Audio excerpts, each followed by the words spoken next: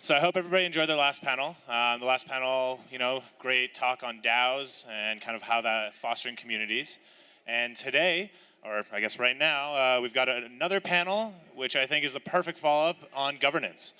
Leading the panel, we've got Tracey from CoinDesk. We have Sergej from 1inch and Clara from Filecoin. So can we all give them a nice warm welcome, and let's hear governance. Hello. Well, hi everyone and good afternoon. Unfortunately, we know it is 4 p.m. on a Saturday, so we will try and make this highly entertaining. I'm Tracey, a senior reporter at CoinDesk, and we have a lovely panel on governance for blockchain protocols. And we have Sergej here from 1inch and Clara here from Filecoin. And to kick it off, could you just kind of introduce yourselves and kind of your project for people here that are not familiar? Also Pablo from QiDao protocol. Oh, hi. Pablo, he showed up. Okay, yeah. Amazing. And we have Pablo as well. I got kind of pushed with the crowd, but glad to be here. So let's go this way. So Pablo, if you just want to introduce yourself and explain your protocol for people who might not be familiar, and then we'll go Sergej and Clara. My name is Pablo, and I'm one of the founders of QiDao protocol, also known as my.finance website, and we're a CDP-based stablecoin. And we do a lot of different algorithmic market operations as well. We're on 17 chains, and you can use as borrow which is our stablecoin, with many different assets. And so I build a lot of that, the contracts, the underlying architecture, and the assessing of the security of the protocol. So hi everyone, my name is Sergej. I'm co-founder of 1inch Network. 1inch Network itself is actually a hackathon project which we have built back in 2019 in ETH New York over two sleepless nights, and recognized afterwards that a lot of people start using that. We started with aggregation among DEXs. It was like Uniswap, Kyber, Banker. We found out that it makes sense to split the swap amount among multiple liquidity sources to just achieve the best rate by using algorithms. Nowadays we achieve already 180 billions of dollars for volume. Sounds insane also for us. We're still like very impressed. Nowadays it's a distributed network of decentralized protocols. A lot of products are there: wallet, limit order protocol, liquidity protocol, aggregation protocol, and everyone can join the 1inch network and apply for the grants from the foundation. Sorry for the ads here. Hi, my name is Clara. I am the co-founder of the Filecoin Foundation. For those that don't know Filecoin, if you've ever watched its Silicon Valley TV show, there's a startup called Pied Piper. We are like Pied Piper, but without the compression algorithm. But to recap, we are trying to build the decentralized file storage layer. Today, most blockchain protocols say they are decentralized, but at the storage layer, they are not. In fact, if you own an NFT, over 25 million NFTs are stored on Filecoin. But if your NFT is not on IPFS, you don't truly own it. It's actually belonging to a centralized server. So that is a little bit about Filecoin. The foundation was started close to as an idea several years ago, but really took roots around 2 years ago, where today we have actually two arms. We have a Filecoin Foundation, which is a C Corp based here in the US, and we also have a nonprofit where we're really trying to think about funding public interest data on the decentralized web that everyone should be able to access. And so, well, thank you all for the introductions. So let's kick it off, with a question about how your project approaches governance. And so we have three kind of different projects on here, and governance in crypto kind of spans it looks different for all types of projects. So if you want to talk about how you approach governance, and the answer can be very technical or it can be very philosophical. I would like to start. One day we came to the point that we found out that we have a couple of protocols, and there are a lot of settings to set by someone. And I actually didn't want that, my guys as well. And there are a lot of, there's a great community, 1inch community, which is really engaged, and we thought maybe it makes sense to give them the power to set all the fees or whatever in the liquidity protocol, also how to split the revenue stream in the aggregation protocol, and we came to the idea to build instant governance. This is unique in the market right now. Everyone who stakes 1inch tokens gets kind of power to vote on specific settings, and the protocol takes the weighted average of the value which the community sets.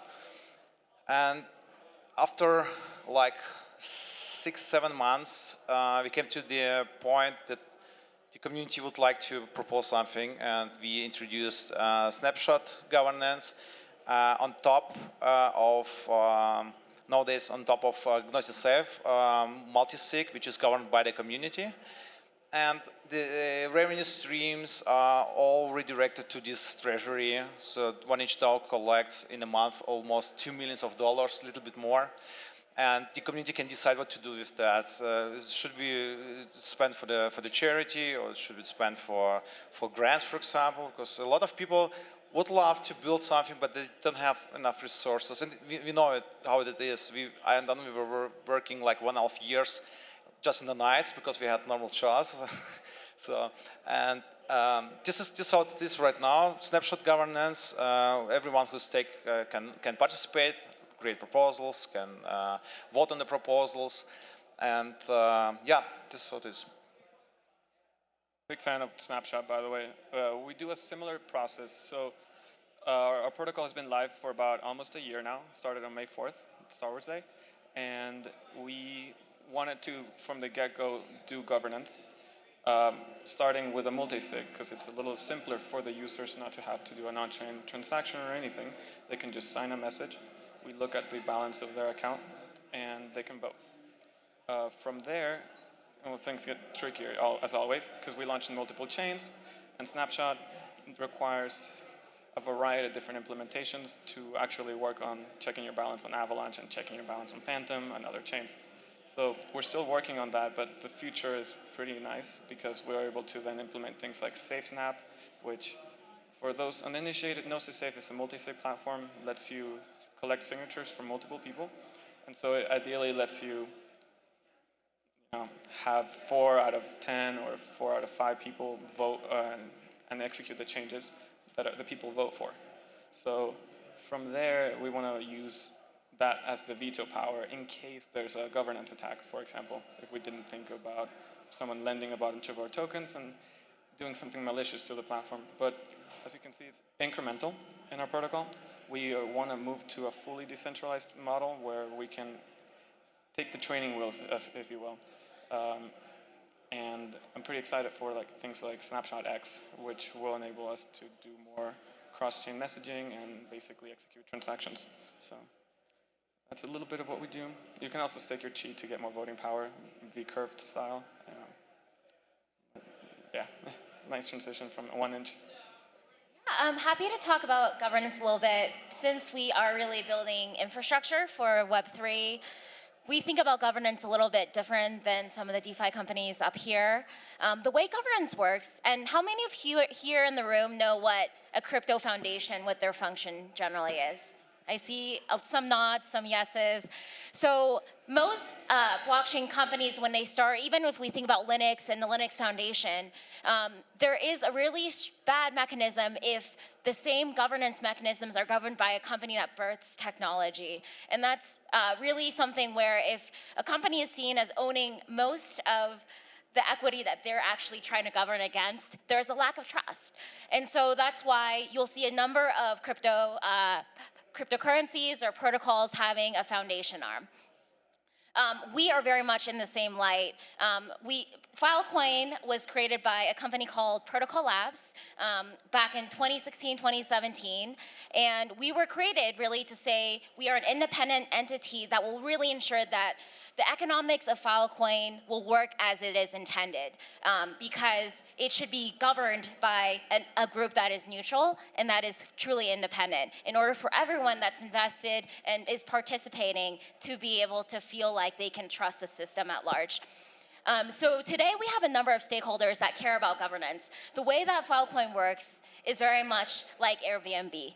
You have extra storage, and you can be a storage provider to say, I have extra space, how can I give up my space, and I will be rewarded through Filecoin as part of that. A lot of the original ecosystem of Filecoin came from something called IPFS. Not sure how many of you guys know IPFS, the Interplanetary File System, but there's a really strong community of people very early on, even before the different blockchain cycles went up and down, that said, we really want to have a place where file storage can be decentralized and stored. But the problem is, without an incentive model, it became really hard for IPFS to scale. People would only do it as hobbies. There were a lot of amazing initiatives, like we had uploaded a backup copy of Wikipedia to when the Turkish government took it down. There's a lot of information integrity and ways that we can really see democratic access to knowledge that didn't become possible when we think about centralized storage systems. So today we serve places like storage providers that are upkeeping information. We make sure that token holders obviously feel like they can participate. We make sure that clients, people that are storing information, feel like they have input. But most importantly, to everyone here, we also want to make sure that developers and different contributors to our protocol, they feel like they have a voice, that they are not necessarily thrown under the rug. So it's a little bit different than what we see on the DeFi side, but wanted to share a little bit about that. Yeah, we appreciate the perspective. Let's talk a little bit more about kind of some examples of governance that we've seen in the past several months and weeks. The two that come to mind are SushiSwap and the Curve Wars. And so I'm wondering if anybody on this panel has any input on either one of those two. Well, I can start. With Sushi is very interesting because it goes to show that you need a leader. You need a leader in your protocol. If you don't have someone that tells you, hey, this is our roadmap, this is where we want to go, there are just too many cooks. Everyone's trying to come up with their own idea of what sushi should be like, and you end up with a variety of ideas being implemented at the same time. And a lot of the time it could work. You end up with a cheesecake factory, a huge book of menu, but then someone might come in with a bigger checkbook and try to take over your protocol. And that is a risk if you don't do it slowly. Develop and deploy your products and kind of take over one chain at a time, if you will, or take over one vertical if you want, like DEXs or NFT marketplaces. So from our perspective, we're trying to do this slowly so that there are no issues in governance. But yeah, I wasn't too happy when Sushi was slowly getting taken over. I would like to add, so it's the DAO thing is experimental thing, I would say, and sometimes it happens that the DAO get an attack from someone who would take over the ownership of it. What we have seen from our point of view on Sushi. So I know this guy who left the team, and it can happen when people try to participate as a core contributor and actually would love to build something, but at the end they would the idea behind this group of people just to take over the ownership of the protocol. And this shouldn't be the case in very well working project. In our case, for example, we try to structure the DAO in the manner that there are different teams. So every team is independent, and but every team needs to be aligned. So every team is going in the right direction, in the same direction as all others, and building on the same product and services. If you look on the AWS or on Spotify, for example, guys, they try to implement this. They implement actually this. Every team is independent, own piece of the product, but they are all aligned and go in the same direction. And we should work in a similar manner from my point of view to achieve best results. Because like if you see AWS, Spotify, they are successful, and they try to really to decentralize also everything inside, because this is highly efficient how that works from my experience. Definitely, they follow, I think, a squad model, and the squads can talk to each other, and the idea is that you can still have the teams talk and communicate, because you're not a silo team, you're working on the suggestions page. But the suggestions page needs to work with the song API team. Similar with us, we do committees, and each committee is handling a certain, for example, an event, ListCon, or POGs for the Palapathon, or Dora Hacks, or sometimes marketing, sometimes events, and we deputize groups, because then they're responsible, and there's a clear person that can say they're going to be herding information from everybody, because otherwise, who's going to be working on East Denver? Oh, we're all going. Okay, but who's planning it? I planned my thing, but did you plan yours? So we want to make sure that we're thinking more in teams and squads, and that works out really well. All good. So let's move on. Pablo, you said something really interesting about kind of QiDao. You're slowly trying to kind of,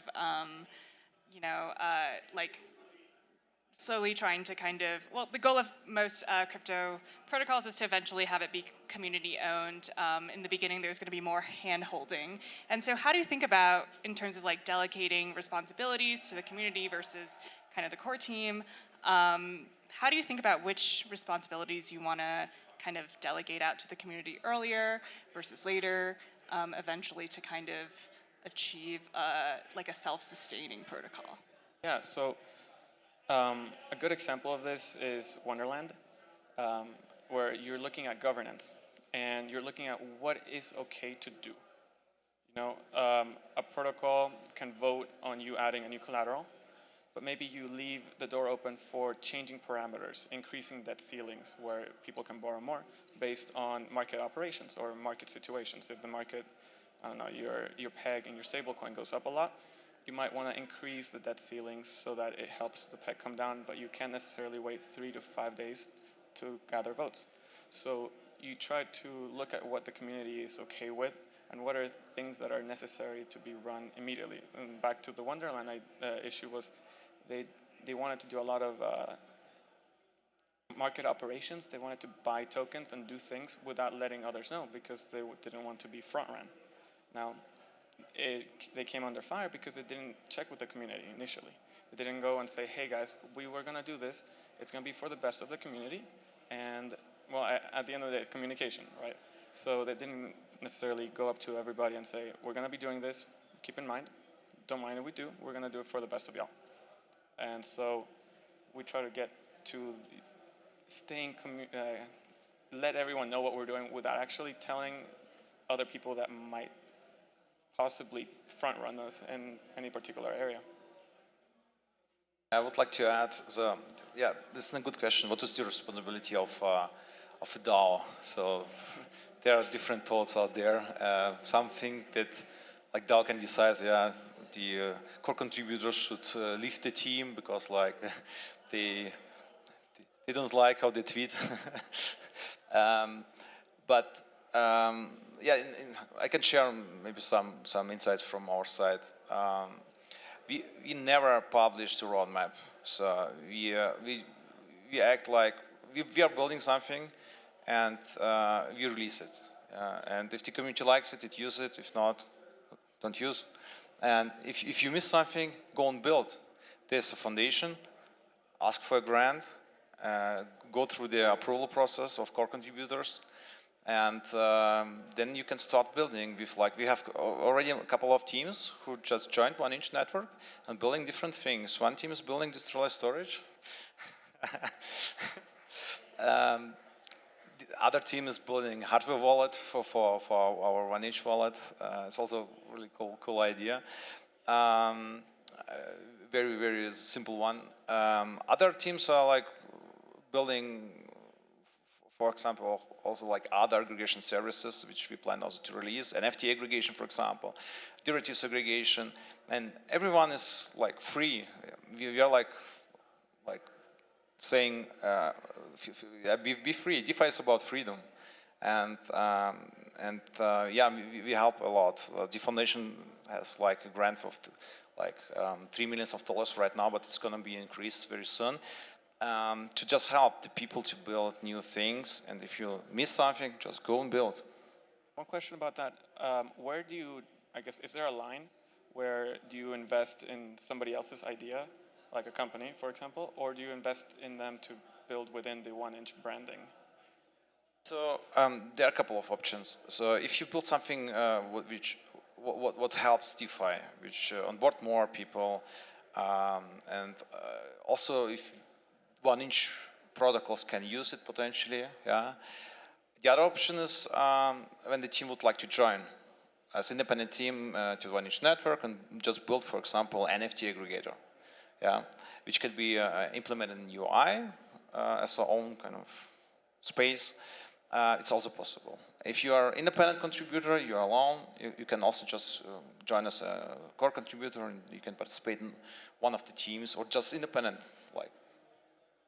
Awesome. Then I can't wait for the 1inch ledger type hardware wallet. Once again? A 1inch size ledger wallet, maybe? We're waiting for 1inch ledger swag, exactly 1 inch. What? The name 1inch is not about the size. It's about the power of 1inch punch of Bruce Lee.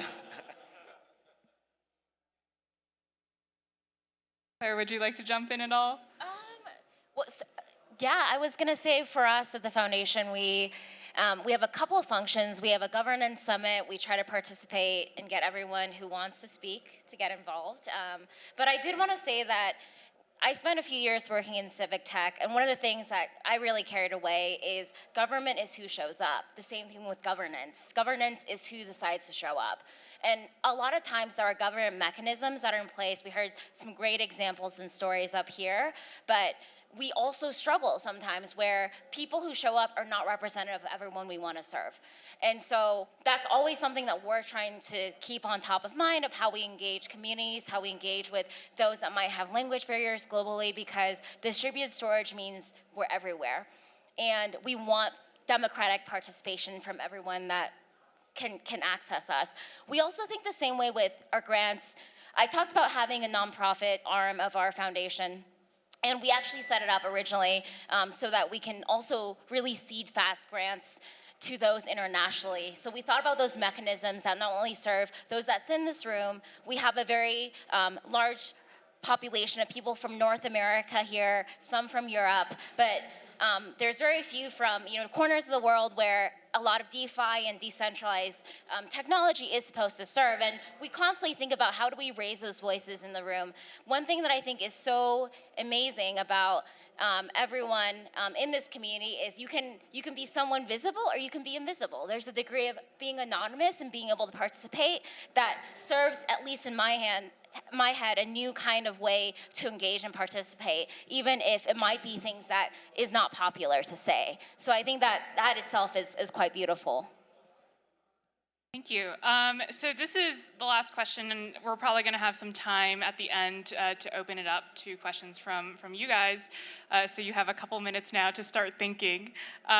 So my last question is just about like legal enforcement or kind of enforcement mechanisms. So right now, say we wanted to vote Sergej off the stage and we get a 75% vote, which is typically what happens in a protocol. Some proposal happens and then people vote, and then kind of the enforcement section, the enforcement part is a little bit separate, and it's kind of up to trust, that the protocol will go with what the people decide. Do you feel like there should be some type of legal action? Because now there are some DAOs that are incorporating as legal entities that kind of it helps with enforcement. And so how do you think about the enforcement part? And if you can't enforce it, does the 49% fork? So how do you think about that? Well, from our perspective, we're a fully fledged DAO. without getting into the nitty-gritty, we're all having our own separate entities. So there's individual ownership of the protocol through tokens, and we manage it through the governance portals. So when it comes to legal action, if we were an entity, it would get tricky. Imagine if Sergej was also the CEO and director of the LLC. How could you, it would really affect the underlying architecture of the company. How do you change all the paperwork, and would Sergej do that? Well, or anyone else do that in that situation? Yeah, I think it is. Changes can be difficult. I don't know, how is 1inch set up as a company? So in our case, we see proposals as signals. So, for example, we had one signal last weeks from QiDao. Someone proposed to introduce aggregation among derivatives. So it's a cool, nice idea. I love this, but I personally have no capacity to build to write an algorithm. Yeah, I don't know UI. What would else needed? And yeah, the community proposed that the core contributors should implement something because they see opportunity to take this market, yeah, kind of, and not more, not less. And from our point of view, if the community decide to just I should leave the team or my co-founder Anton, I wouldn't say no. It's I'm independent contributor and I would love to continue build on that, and QiDao is not paying my salary, yeah. So we had the financial rounds, and I can I guess the next 20 years work on this project if that what we collected, and contribute and also deliver my promise to invest to backers. So. It starts getting more complicated when QiDao pays the salaries, like in case of, I guess, I earn. I see a lot of problems there because it's transparent. Everyone knows how much the other earns. From our point of view, it's individual. Everyone shouldn't show what they get. And then you have, if everyone knows, yeah, then there are conflicts. We are all humans. And why the other person gets more than and I work 24 hours almost. So, and also QiDao can then just say, okay, you have to leave. And this is bad from my point of view. Once again, I already said, DeFi is about freedom, and stay independent, stay free, and build on what you love to build, and yeah. Yeah, I mean, just to talk more about what Sergej had just talked about with someone earning more or less, one of my favorite parts of our team is we are fully distributed, but we are also hiring, just as a pitch, if you guys are interested. But we pay everyone San Francisco salaries no matter where in the world they live, because that is very much a value of participation. Distributed storage doesn't matter where you are uploading the same storage. As a team, we're working together no matter where you are, and you're contributing the same. And when we think about basic things like salary and respect, we truly believe that everyone is an equal on our team. And most of the time, people get frustrated in the workplace because they find out that while they bring same, if not more value, they're paid significantly less than their peers. This happens a lot with women, actually, in tech.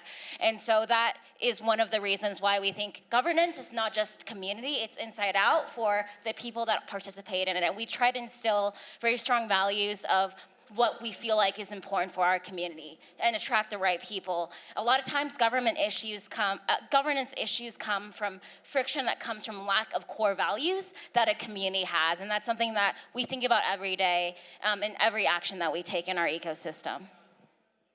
Thank you. I think we have time for probably one question. Does anybody, no? Oh, yes.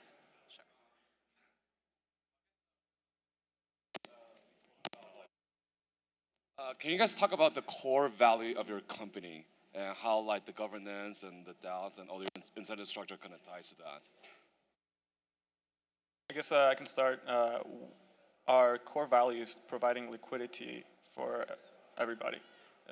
Take the QI, the strength of your token, and be able to use it somewhere, not necessarily having to go sell it, which is bad. Let's say you get $1 million in tokens, this year, and that's your governance token. At the end of the year, you're going to have to sell 20-30% because of taxes one way or another. Now, if you were able to borrow against it, it would be fantastic. You can pay taxes, and you know that the value will potentially keep going upward, especially if you get in at the early values. So you can't go to a bank and say, hey, I have $1 million in tokens. They're going to laugh you out. But you can go to these protocols. Our protocol, you can see the value of you show the value of your token, extract it, and use it. So that's our core proposition, and we do everything to help sustain that for as long as we can. I guess at CoinDesk we're not a protocol, but we want to be the best crypto media company and write great stories and entertaining stories and educate people about crypto. So the question was, did I answer it right? What is the value behind the governance token or like governance itself?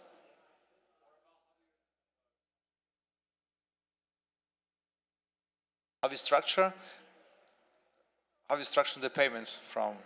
Very briefly, 10 seconds. We're out of time, Yeah, unfortunately. I already said we raised multiple times already, and there's a kind of labs which pays the contributors which are just freelancers like me as well. And in the future, I would love to see also the DAO provide grants, not paying salaries, providing grant to independent people like single freelancers or a company, and they should manage that by them often because they can manage it better from our point of view. Yeah, our core values is we are trying to build a better distributed internet for all.